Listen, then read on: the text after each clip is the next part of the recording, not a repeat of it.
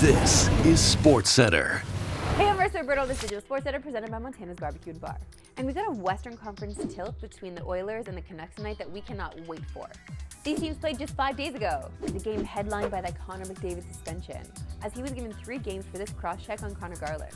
Reactions to this suspension have been mixed. On one hand, McDavid suggested that it was a little harsh. On the other hand, Garland doesn't seem too bothered by what the fans think. But regardless of anyone's opinions on the suspension, the Oilers will once again not have McDavid in the lineup for this one. And the numbers suggest his absence alone can swing things. The Oilers have had 4 games without their captain this year, and in those games the scoring dries up, as their average goals scored in those games are just 2.75, which would rank 25th in the league. For reference, when he does play, they are 5th in the NHL in scoring. For Vancouver, the scoring dip could very much mean the difference between a win and a loss. The Canucks have allowed 3 or less 28 times this season, and they've won 19 of those games.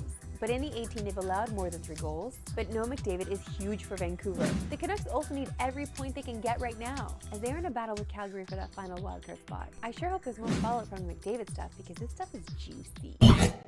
To the NFL, and how is it not Sunday yet? Because we really need to get to these conference championship games, which are still just 3 days away, but it feels like an eternity. But let's talk about that Bills-Chiefs game, because there's been a lot of chatter about KC and the refs in the playoffs, something we saw firsthand against Houston in the divisional round. Personal foul, unnecessary roughness, defense number 39, come on. 15-yard penalty. Here's the end of it. Yeah, I mean, he's a runner, and I could not disagree with that one more, and he barely gets hit. I mean, come on, they didn't even touch him. That was one of the more controversial bad calls going in KC's favor, and there were a lot more. Against Houston, KC was flagged 4 times for 29 yards, while the Texans had 8 penalties for 82 yards. This is actually a growing trend, and props to Warren Sharp for digging deep here. One of the best football minds we got going. Since 2021, the Chiefs have played 11 playoff games, and in those 11 games, the Chiefs have never had more penalties than their opponents. The Chiefs have been called for 36 penalties in those 11 games, while their opponents have 66, almost double, and the yardage is just as bad, with the Chiefs racking up 319 penalty yards in those games, and their opponents 541. To no one's surprise, the Chiefs' record in those games 10-1. It almost seems like it's unfair. You know? I'm a little concerned about this weekend. Now, Chiefs fans, before you get all crazy, yeah, we know it's a small sample size, but those numbers are pretty damning. And it appears that there's some truth to the perception that KC gets all the calls, especially in the playoffs. Just a reminder, you can watch the AFC and NFC championship games Sunday on TSN and CTV. First at 3 Eastern Noon Pacific is the Commanders and Eagles. Then, the main event. For the 4th time in the playoffs, it's Allen versus Mahomes.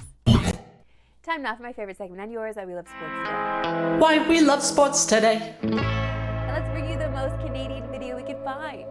Hockey on a one wheel on ice.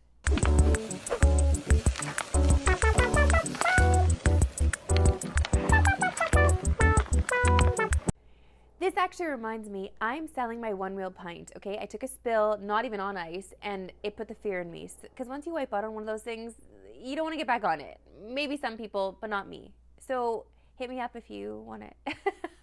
And yeah, just use this segment of our show as a glorified classified ad. I have no shame. Now joined by our gambling guy, Wes Chang. Great to see you, Wes. Hey, great to see you, Marissa. Okay, Wes, the Raps are really trying to mess up this tank, with wins over Golden State, Boston, and Orlando in their last 4 games. Does this hot run of form continue tonight against the Hawks? Or are you laying the 4.5?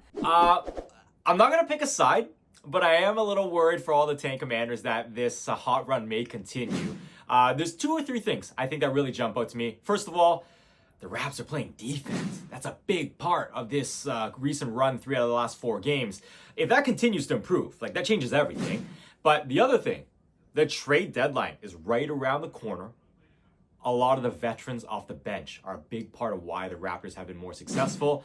Toronto needs to audition these guys. So this is actually a bad window for the tank. I think the next 2 weeks, you're going to see these guys off the bench make an impact. And I'd actually say it's a stay away right now to not touch any Raptors lines at all. Okay, Wes, give us your best bet for tonight. On that note, I like Scotty Barnes to go over his passing prop. A big part of this, IQ's been out of the lineup the last 4 games. And when that happens, it's Scotty, it's RJ. Those are the 2 that tick it up. Scotty's up to 8.3 assists per game during this run. And I think it's a good opportunity against an Atlanta defense that is 2nd fastest in pace. They don't foul a lot. And so with that in mind, that means there's going to be a little bit more opportunities at the rim. They also funnel guys, taking them off the 3-point line. I just think with how Scotty's playing, this is a good opportunity for him to capitalize. Was Chang a pleasure as always? Hey, Thanks for having me. You can watch the Raps and Hawks tonight on TSN. Coverage begins at 7:30 Eastern, 4:30 Pacific. That's it for me today. We'll see you right back in tomorrow at 3 Eastern. No Pacific! Have a good one.